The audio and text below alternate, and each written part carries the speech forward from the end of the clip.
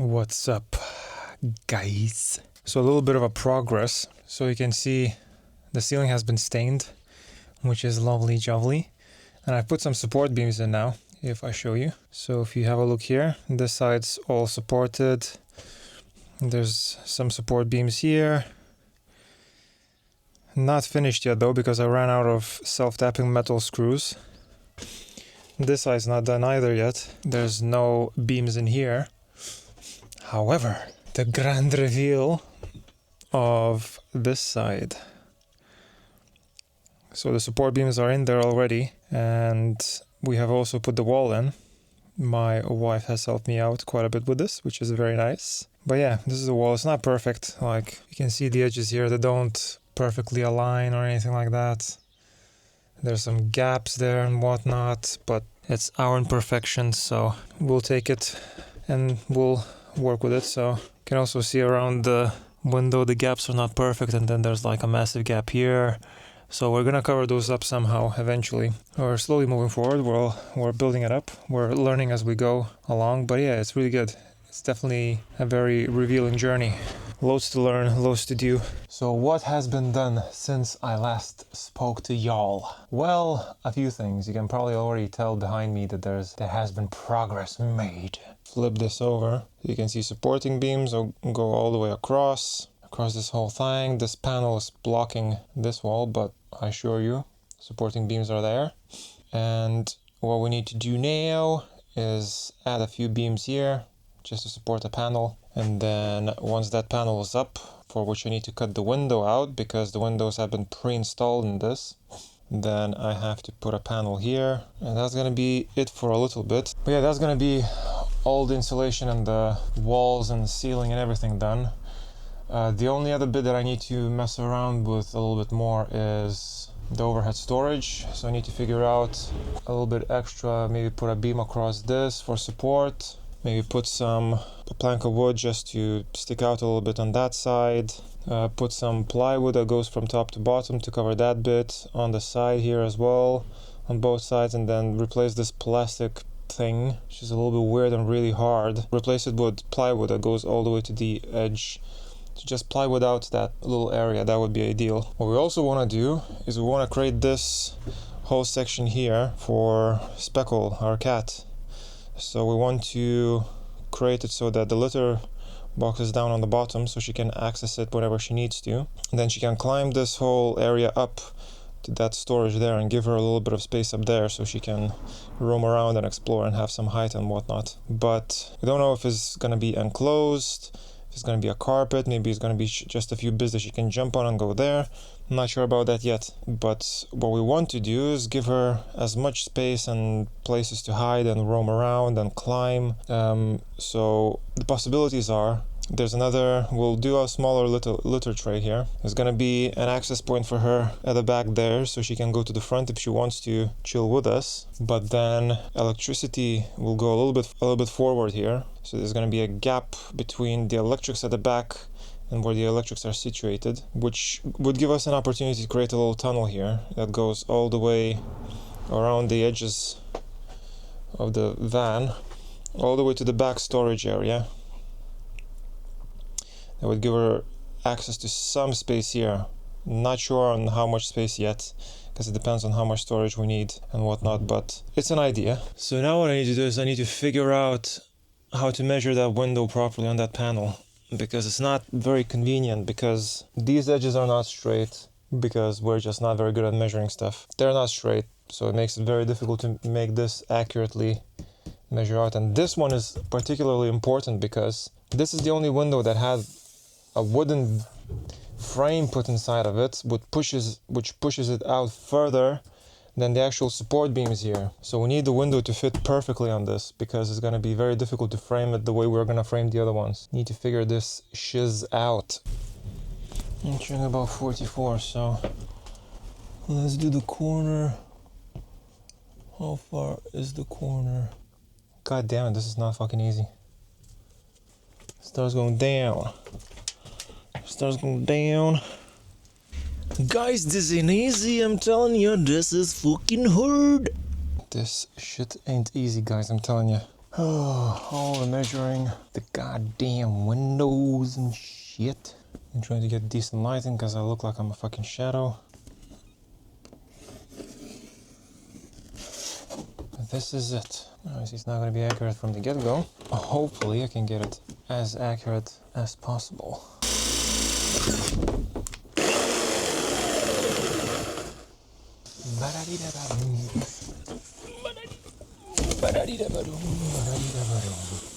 It is out. You can see the lines here that I made, but I didn't cut it fully out because, yeah, I made a mistake already. I really want to get this one right. Really perfectly, because, like I said, I won't be able to fit a frame on this, so you need to get it right from the get-go. So now the moment of truth, how accurately did I get this? It's going to be very difficult to actually check on my own. I have so many splinters in my hands now.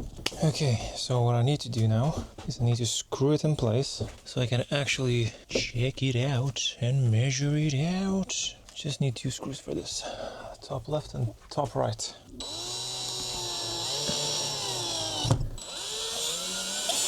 So this is what it's looking like. Obviously it's not there yet, but it's there enough. Just need to fine tune these little bits to get it fit better. Yeah, hopefully it goes peachy. So, I have done it. I have put in that wall on my own this time. I did not need any help, which is surprising to be fair, because it was an absolute bitch to measure out, but I did a pretty darn good job. Have a look. Yeah, look at that, man. It looks pretty darn good. Pretty darn good. Managed to do the bottom bit as well, so all I have left to do now is put the walls in here, and then I also have to put in a few beams and the walls here. And that is all of the walling done. I was at one point, like when I was doing that wall here with the window and everything, when I was doing that I was like, damn, I don't know how to measure it out properly. I feel like I'm getting a little bit overwhelmed with this shit and I don't know what to do. I just want to give up and just maybe wait until my wife is a bit more free so she can help me out and help me do this properly. But then I was like, oh, this is exactly the reason why I should try and do it myself, because I know I can. I've done so much already. I've done the insulation, I've done the supporting beams for the floor, I've done all of the flooring, I've done the insulation in the ceiling, all the tongue and groove for the ceiling, I stained it, I put all the supporting beams in the walls. I've done so much, so surely just one panel is not going to prevent me from moving forward and sorting it out. And I was like, yeah, you know what? Fuck it, I'll do it. I'll force myself and I'll do it. And I actually did a really good job. It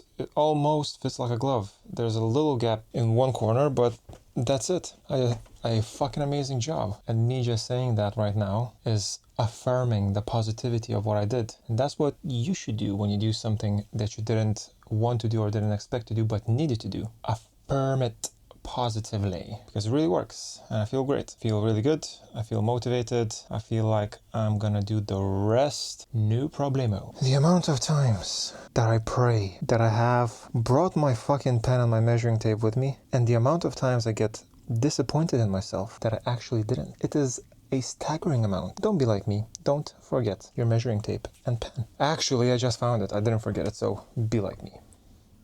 Just put the cables through. There's only a few cables that are going through the walls. The only things that are going through here are the max air fan and the solar panel cables. And that is it. Everything else will go on the inside of the van. Just because then I have that ease of access to do any kind of repairs or anything that might have gotten damaged at some point. So I'd rather be safe than sorry and have easy access to everything and anything that it needs repairing if it comes to it. Ta-da!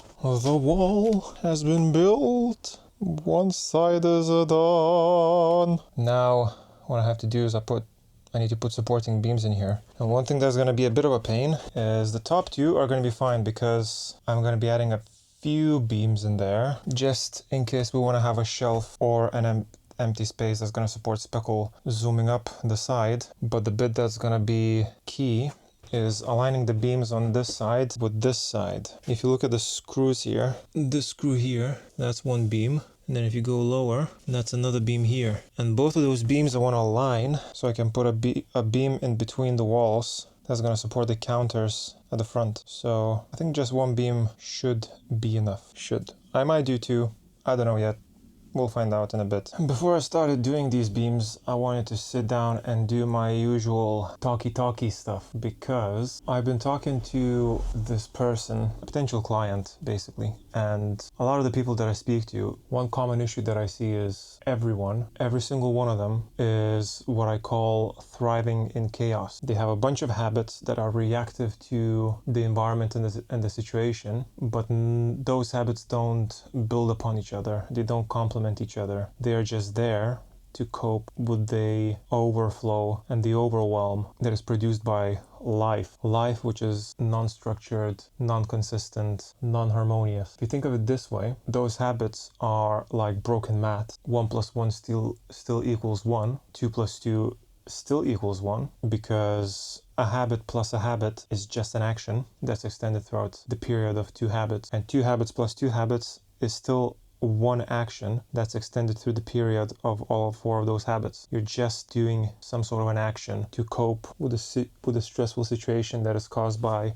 no structure in your life. We are all creatures of habit, and habits are what gives us some harmony, some structure in our life, and we need it. We need it to function properly. Otherwise we get overwhelmed. Regardless of what you say, we do get overwhelmed. So what you need to try and do is create habits that build upon each other and create some sort of a structure, something to follow, so you can grow and develop yourself. One thing you can do is use something called a reward cycle, which is a trigger, action, and reward. And you can use it to create new habits, break old habits, restructure current habits by changing either of those 3 parts, the trigger, action, or the reward. As an example, if you want to create a new habit of drinking water more often, you can put a water bottle in a visible spot that you look at regularly as you eat dinner, or that you look at after you finish eating. And once you see that bottle, it will trigger the necessity to take action in your head, because you will remember why you put that bottle there. So that's a trigger. Then you go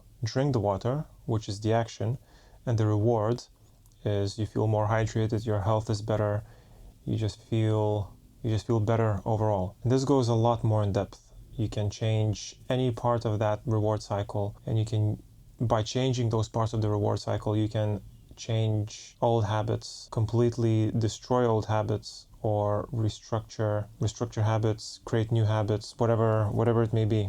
You can do anything with those habits using that reward cycle. And there's a few other bits to it. There's things like cellular memory that creates an action, that makes an action become a habit. You get different types of habits. Habits create routines. Habits can change behaviors. And I talk about it all in very, very, very high detail in my course, which is absolutely dirt cheap, and you can find it in the description underneath this video. If you just have a look, the course is there. It's not gonna hurt to just check out the link.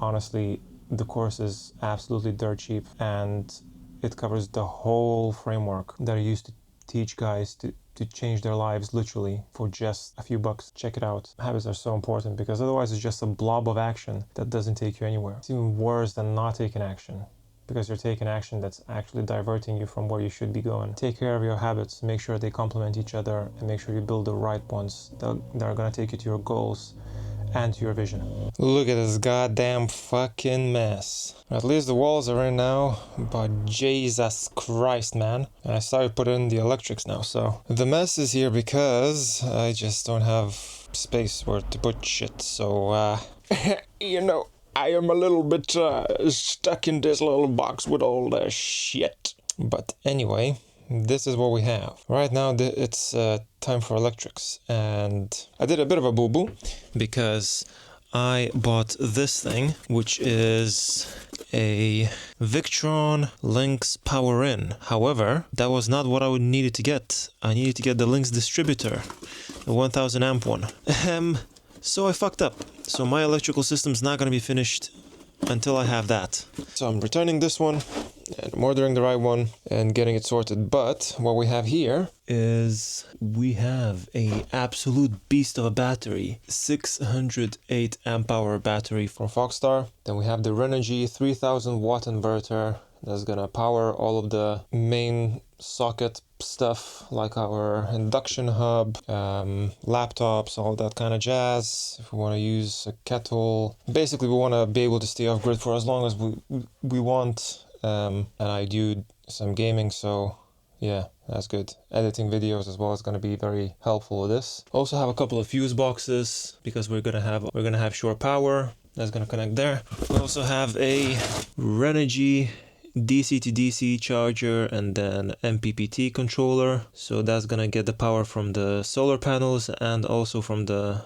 starter, from the alternator, from the van. It's gonna charge up the battery as we drive and as we're stationary. We have a shit ton of cable right here that's gonna connect everything together. There's also a diesel heater here from Max Speeding Rods. There's a fridge there that's hard to see. I don't have any lights in yet because the light situation is going to be quite funky. The main lights are not going to be here because you see there's no holes or anything.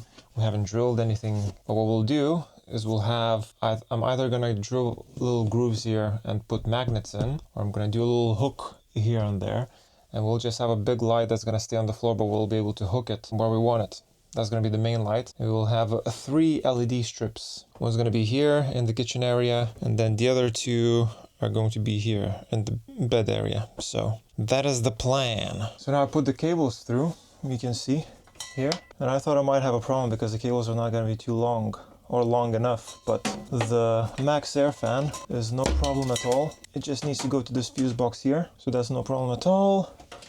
And then I thought these might be too short because this is the positive that goes to the top left of the MPPT charger, and this is the one that goes here, but this is fine. But this actually is giving me more length because I'm gonna have to cut the cables, crimp them, put them in here. They'll come out through the top, and then they will go to the end, the very top here. So I think I'm actually good. A small adjustment for the shut-off switch, this one here, for the solar power. I had to put it upside down because otherwise the cable is not going to be long enough for me. So because the wires for the solar are coming into these little blue bits here, so to the L1 and negative, L1 is going to be the positive, N is the negative, and T1 is positive, N is the negative. So solar is going to come into the L1s, and then the MPPT cables are going to come from the T1s. So I had to switch it upside down, otherwise I would have had to do like a weird cable approach. So now finally I wired something up. So that is the switch for the solar panels to come in. It's currently off and it has been wired to the MPPT part of this device. So I'm gonna put the cover back on this, turn it on, and hopefully nothing's gonna explode. Okay, so it's currently on upside down off. Nothing should turn on in terms of these lights or anything like that, but I just want to make sure because there's always some trickle energy that comes down from solar panels as far as I'm aware. So just want to turn this on and hopefully nothing's gonna happen. So I think we're good. It's gonna be very doubtful until I actually plug something in and charge or see the lights flashing saying all is good. I've done all the wiring that I can do because the problem is I mentioned to you that I didn't get the correct part, which should have been the distributor, but I got the power in or power on something which is not what I needed. It doesn't hold the fuses that I need to put in with everything that goes to a bus bar. So I'm pretty much stuffed and I'm gonna have a little break for the next few weeks, gonna go celebrate Halloween. But just before I go off and go away, I'm just gonna show you guys what I've done. Not much, but still something. And I'm still proud of myself because I've never done anything like that before. So solar panels come in to that little shut-off switch. Then that goes to the MPPT bit of the Renogy MPPT DC to DC charger. I've connected the roof vent to the 12 volt system, the Max Air fan. Then we have the 3000 watt inverter here, and on the bottom we have the battery, the Foxstar battery, and they are nicely secured and everything. And then I'll have to figure out where I'm gonna put the fuses, connect them together, and then I also need to figure out how I'm gonna push through the cable from the DC to DC charger to the starter battery, which is gonna have a fuse on it. I don't remember what amperage, but I think it's 70 amp fuse attached to it. Then I'll have to ground the DC power, the chassis, connect all the 12 volt stuff, get the shore power connected and routed, and that is going to be pretty much it for the electricity, I think. Need to get the fuse boxes ready. I might just faff around with them for a little bit, but other than that, that is all. As always, thank you so much for watching my videos. If you like them, click that like button, share, comment, subscribe, all that jazz. I'm gonna try and put these out as often as I can, give you all the advice that I can in terms of mindset and accountability, routines, goals, habits, and all that kind of stuff. But I love you all. Thank you so much for watching, and look after yourselves.